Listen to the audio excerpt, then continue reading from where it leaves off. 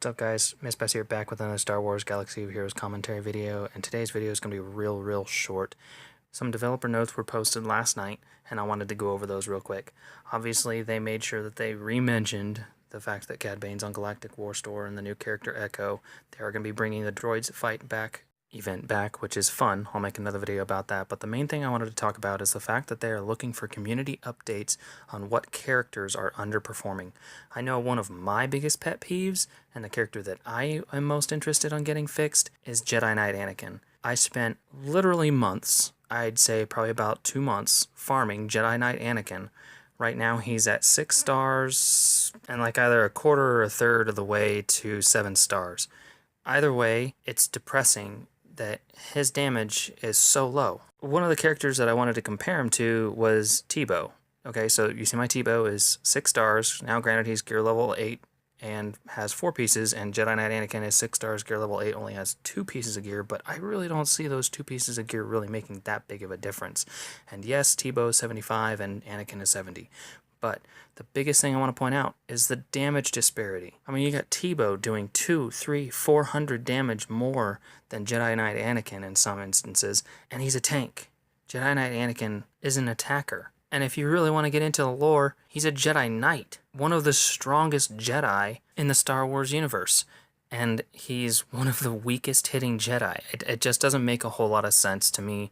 And I understand, they have their thought processes, speed, health, all of these factors going into play with determining how each character performs.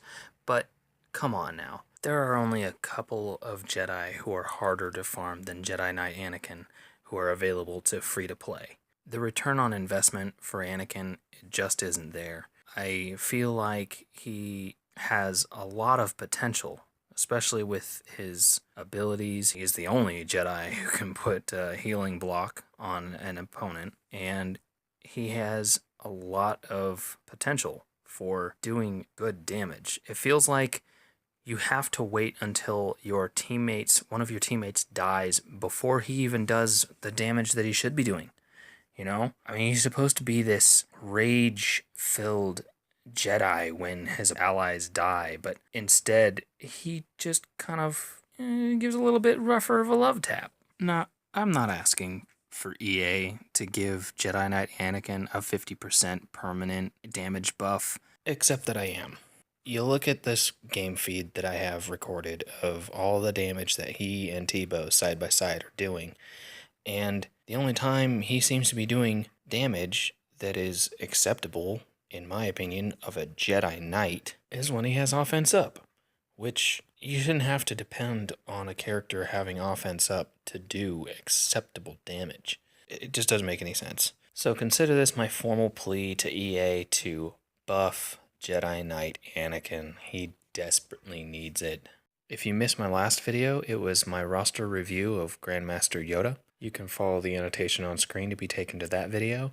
And as always, like, favorite, subscribe, and I'll catch you guys later.